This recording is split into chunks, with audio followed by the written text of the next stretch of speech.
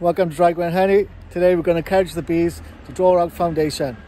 Yeah, like I said, today we're going to try and encourage the bees in that hive there to draw out the empty frames of foundation they've got inside. What we're going to do is something really simple. We're just going to split the brood nest a little bit and put the frames of foundation in between the frames of brood. The bees won't like the brood nest being split, so they'll draw the wax foundation out into a nice new comb, ready for the queen to lay in.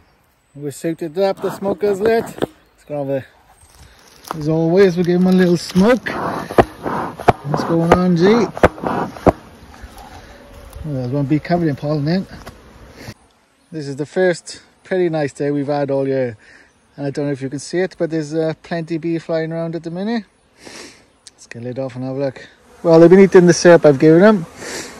Plenty of bees in there in this new rapid feeder design I've done.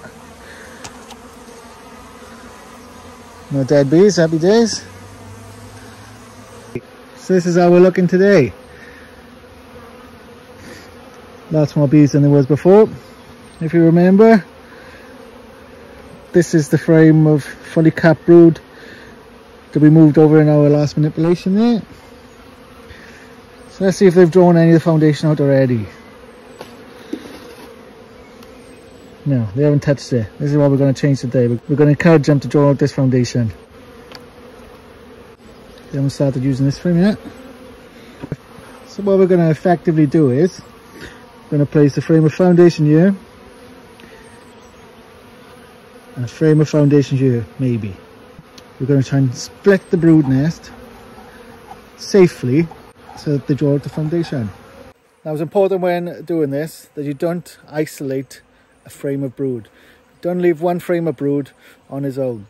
So always in pairs so they stay warm enough. You don't want to put like a frame of foundation, frame of brood, frame of foundation. That's not what we're going to do here. We're going to try and have brood, brood, foundation, brood, brood, foundation. That's how we're going to try and do it. Alright, let's get in and have a look.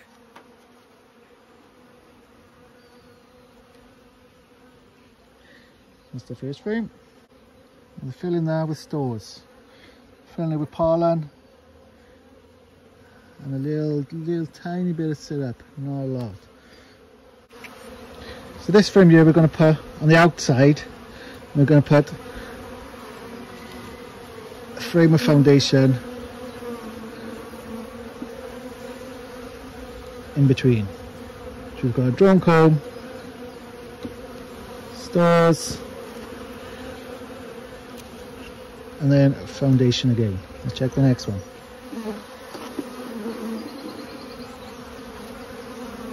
So here we are into the brood nest. Almost a full sheet of brood there. And almost full brood on the back side. So this will go next to a sheet of foundation. It's almost fully capped brood there. And the smokes there again, like, you know, what are you doing? A little bit of smoke. Chill out, little bees. Now this next frame is going to be brood as well.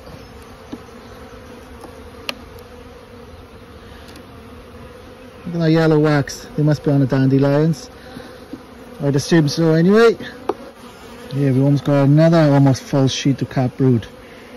Nice. It's fully capped on this side too. Don't know if you can quite see that, but it's almost fully capped on both sides as well.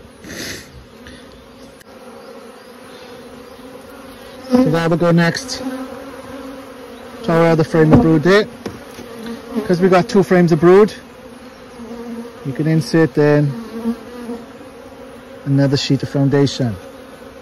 Now we're starting to see the fruitfulness of our earlier brood manipulations. We were moving the most capped brood to the end of the nest. Each frame then in the middle, even though it's a small nucleus that's growing, it's almost fully capped with almost fully capped brood. It's now the large amount in the middle and again smaller as we go to the end. From the very first frame, it's almost fully capped brood and then a fully capped brood again. And fully expect the next one, well, we'll see how she's done the next. The next one should be eggs. Eggs on the next one should be. Let's have a look. Right, there it is. There's no cap brood, that's for certain. Check on the inside. Got a lot of drone brood on the inside there. I'll shake these bees off so we can have a look at this frame properly. This frame is completely full of eggs and larvae. Eggs and larvae all the way through this. There's the larvae. Eggs all the way through. Now this was the intention. Let's now look at the other side. Some drone brood on the other side. Lots of larvae. Lots and lots of eggs.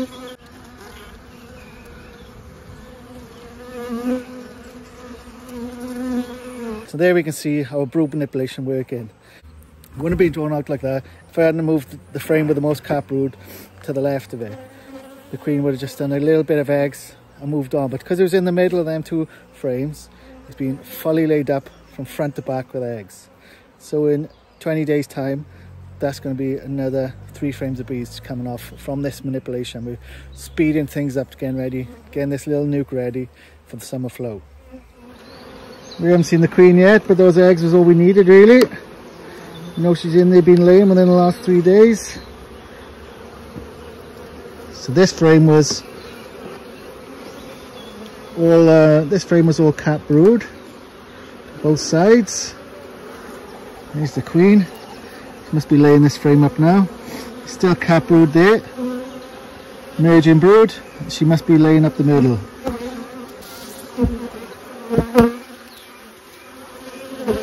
The others pulling back. They don't like me having their queen out.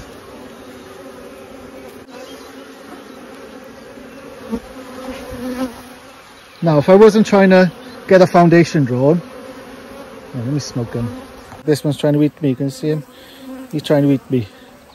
Get off, little bee. I'm not dinner. Look, he's trying to eat. Get away.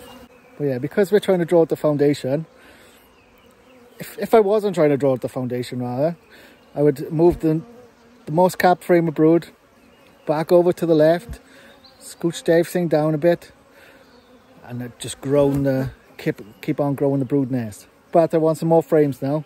They're not drawing out the foundation as quickly as I thought they was going to. Well, they haven't drawn her out at all. So we're going to make them draw her out. Try and encourage them to draw her out anyway. Now we've got to check this frame, which was just drawn comb last time. Because the queen is on this frame laying eggs. So because this frame was all cap brood last time, as it emerged, the queen would have come over. There would be more bees there, so she would have come over again anyway. And maybe she started laying into this frame now. So we need to be careful that we know that there's eggs in there, or if there's not eggs in there, so we don't leave a frame of brood isolated. There's nothing on the back. This stores this side. This is where they're putting in all the syrup that I'm feeding them. Hopefully they're using it to raise bees, because they're not stored in, which is good. Now there's plenty of new bees in there. We're going to try and get them to make foundation with it. So we're going to get our 3rd frame of foundation, put it in there, in between the stores and the frames of brood.